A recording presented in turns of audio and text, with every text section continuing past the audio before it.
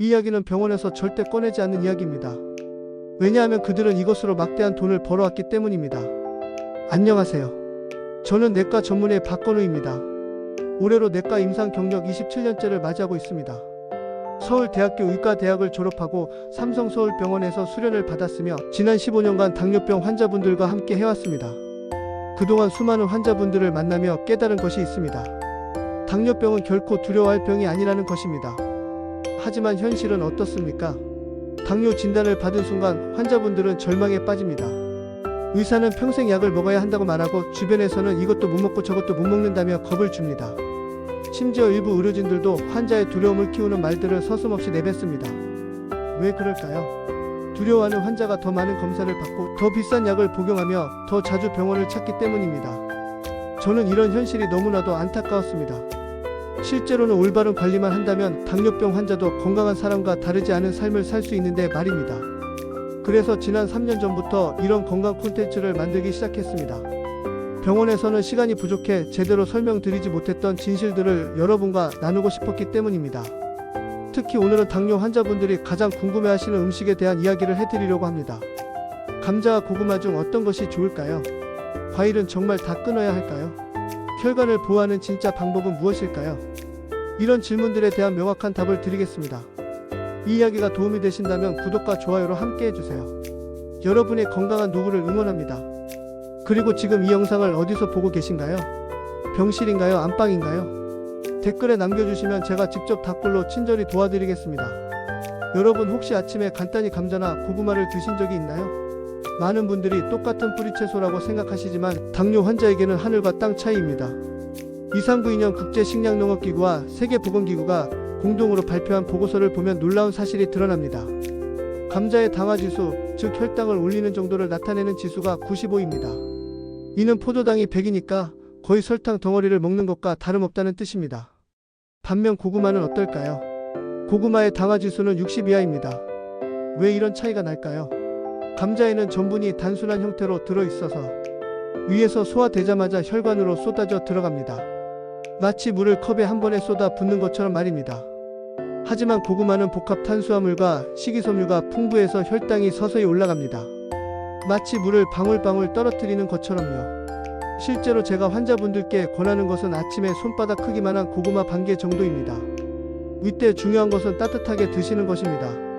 차가운 고구마는 전분이 저항 전분으로 바뀌어 소화가 어려워질 수 있거든요. 하지만 주의하실 점이 있습니다. 고구마라고 해서 무제한 드시면 안 됩니다. 칼로리가 높기 때문에 하루에 100g, 즉 중간 크기 고구마 반 개 정도가 적당합니다. 많은 환자분들이 이렇게 말씀하십니다. 선생님, 그럼 감자는 영원히 못 먹는 건가요?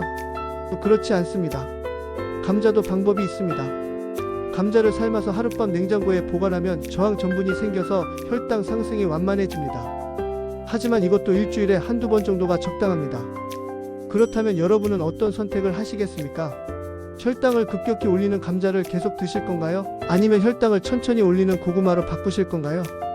과연 이 말이 맞을까요? 수많은 당뇨 환자분들이 과일을 완전히 끊고 사시는데 이는 절반만 맞는 이야기입니다. 2014년 미국 영양학 저널에 발표된 연구 결과는 우리의 상식을 완전히 뒤엎었습니다. 모든 과일이 똑같은 당분으로 이루어져 있지 않다는 것입니다. 예를 들어 여름철 대표 과일인 수박을 볼까요? 수박의 당분 중 90% 이상이 포도당입니다. 포도당은 소화 과정 없이 바로 혈관으로 흡수되기 때문에 혈당이 순식간에 치솟습니다. 그런데 포도는 어떨까요? 포도의 당분은 대부분 과당입니다. 과당은 간에서 대사되기 때문에 혈당 상승이 훨씬 완만합니다. 포도의 당화지수는 약 50 정도로 수박의 72와 비교하면 상당한 차이입니다. 더 놀라운 사실이 있습니다. 포도에는 폴리페놀이라는 성분이 풍부한데 이것이 혈관을 보호하는 역할을 합니다. 특히 레스베라트롤이라는 성분은 혈관 내피세포를 보호하고 염증을 줄여줍니다. 그래서 저는 당뇨 환자분들에게 하루에 포도 10에서 15알 정도는 드셔도 괜찮다고 말씀드립니다. 하지만 여기서 중요한 것은 시간입니다. 과일은 언제 드시나요? 많은 분들이 식후 디저트로 과일을 드시는데 이는 최악의 선택입니다. 밥을 먹어서 혈당이 이미 올라간 상태에서 과일까지 드시면 혈당이 더욱 급격히 상승합니다. 과일은 식사 1시간 전이나 식사 사이사이에 드시는 것이 좋습니다.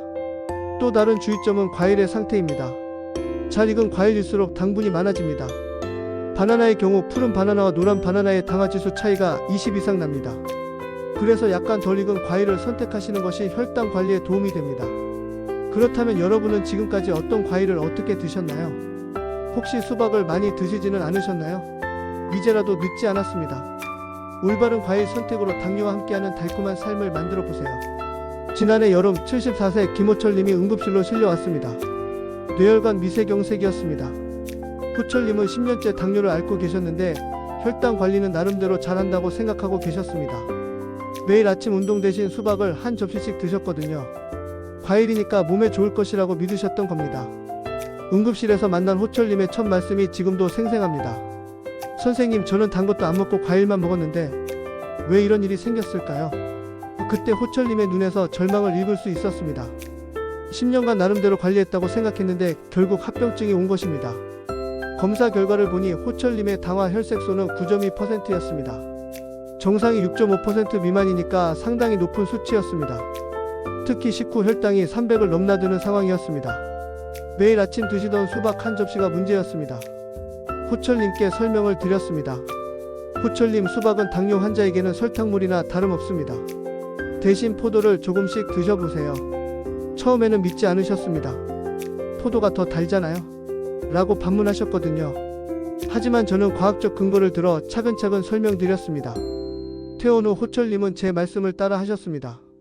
매일 아침 수박 대신 포도 10알 정도를 드셨고 저녁에는 부인과 함께 30분씩 산책을 하셨습니다. 처음에는 이렇게 해도 괜찮을까 하는 불안감이 있으셨지만 일주일 후 혈당 측정 결과를 보고 놀라셨습니다. 아침 공복 혈당이 180에서 140으로 떨어진 것입니다. 한 달 후 외래에서 만난 호철님은 완전히 다른 사람이 되어 계셨습니다. 선생님, 이제 당뇨가 무섭지 않아요. 제가 조절할 수 있다는 걸 알게 되었거든요. 당화 혈색소도 7.8%로 크게 개선되었고 체중도 3kg이나 줄었습니다. 3달 후 재검사에서는 더욱 놀라운 결과가 나왔습니다. 당화 혈색소가 7.1%까지 내려간 것입니다. 무엇보다 호철님의 표정이 밝아지셨습니다. 선생님, 저는 이제 당뇨 환자가 아니라 당뇨를 관리하는 사람이라고 생각해요. 호철님의 변화에서 가장 인상 깊었던 것은 마음가짐의 변화였습니다. 처음에는 내 인생 끝났다는 절망감에 빠져 계셨지만 이제는 내가 내 건강의 주인이다라는 자신감을 가지고 계셨습니다. 이것이야말로 진정한 치료라고 생각합니다. 여러분도 호철님처럼 변화의 주인공이 될 수 있습니다. 중요한 것은 정확한 정보와 꾸준한 실천입니다. 사실 저 역시 당뇨와 무관하지 않습니다. 제 아내가 60세가 되던 해에 제2형 당뇨병 진단을 받았거든요. 의사인 제가 가족의 당뇨를 미리 막지 못했다는 자책감에 한동안 힘들었습니다. 아내는 평소 건강관리를 나름대로 잘한다고 생각했습니다. 매일 아침 사과 한 개씩 드시고 저녁에는 가벼운 산책도 하셨거든요. 그런데 건강검진에서 공복 혈당이 130을 넘어선 것입니다. 처음에는 측정 오류일 거라고 생각했는데 재검사에서도 같은 결과가 나왔습니다. 그날 밤 아내와 함께 울었습니다. 의사인 남편을 두고도 당뇨에 걸렸다는 죄책감에 아내가 많이 힘들어했거든요. 여보, 내가 뭘 잘못했을까? 하는 아내의 말에 가슴이 미어졌습니다. 그때 저는 깨달았습니다. 환자와 가족의 마음을 진정으로 이해하려면 직접 경험해봐야 한다는 것을요. 아내와 함께 식생활을 바꿔보기로 했습니다. 가장 먼저 바꾼 것은 사과 섭취량이었습니다. 사과 한 개가 아니라 반 개로 줄이고 드시는 시간도 아침이 아니라 오후 3시경으로 바꿨습니다.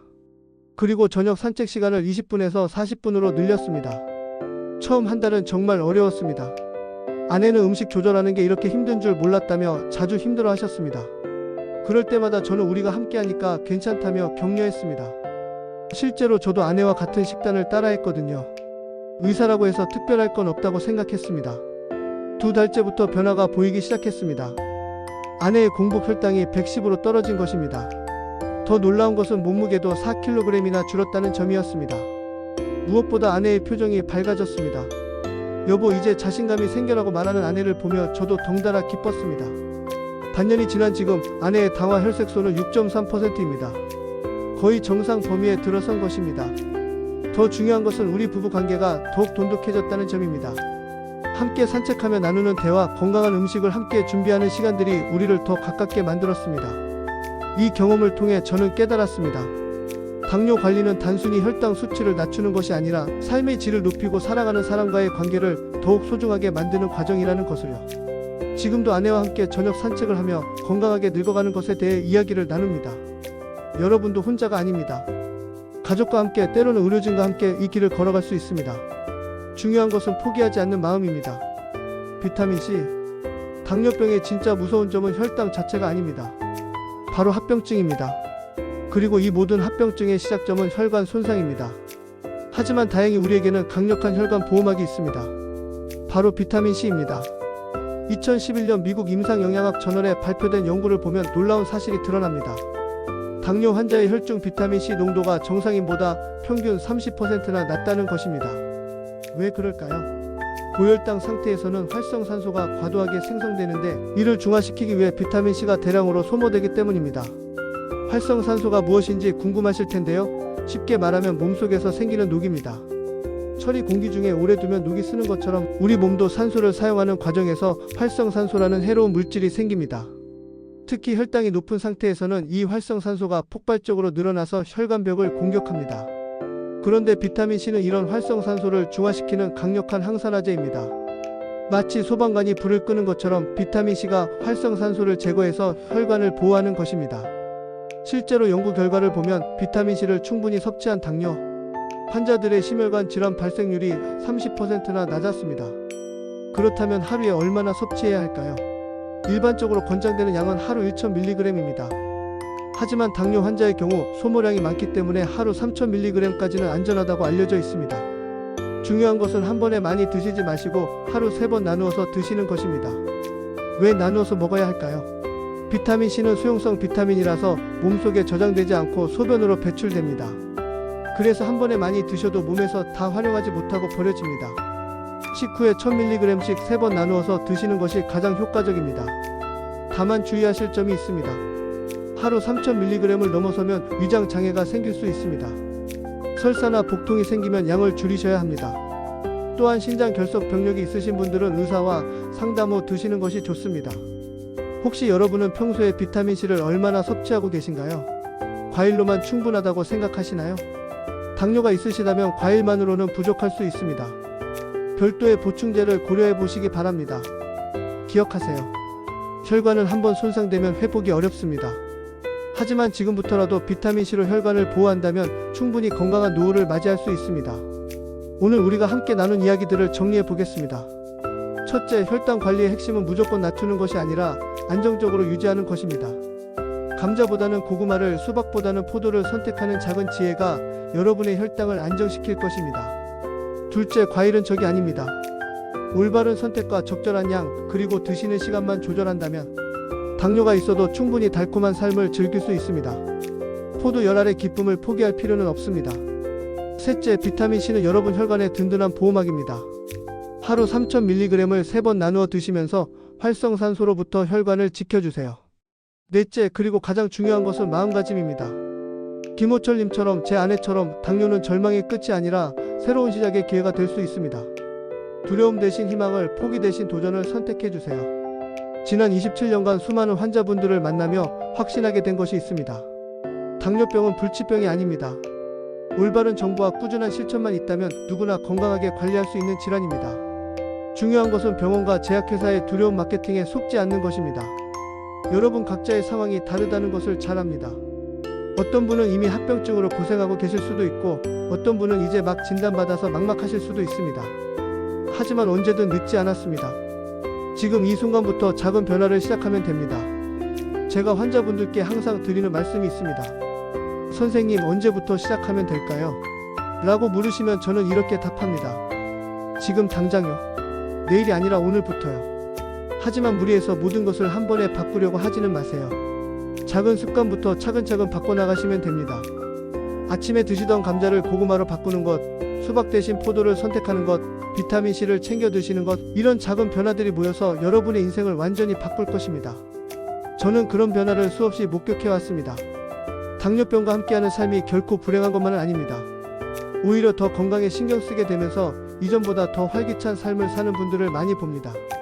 규칙적인 운동, 균형 잡힌 식단, 충분한 수면, 이런 것들이 당뇨 관리를 위해 시작했다가 결국 전체적인 삶의 질을 높여주는 경우가 얼마나 많은지 모릅니다.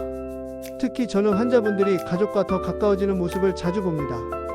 함께 건강한 음식을 준비하고 함께 산책하며 서로의 건강을 챙기는 과정에서 가족 간의 유대가 더욱 깊어지는 것입니다. 제 아내와 제가 그랬던 것처럼 말입니다.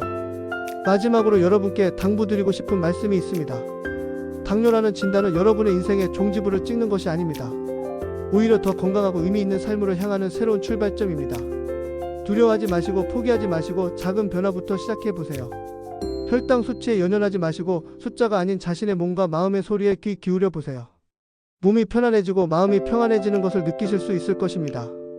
그것이야말로 진정한 건강의 지표입니다.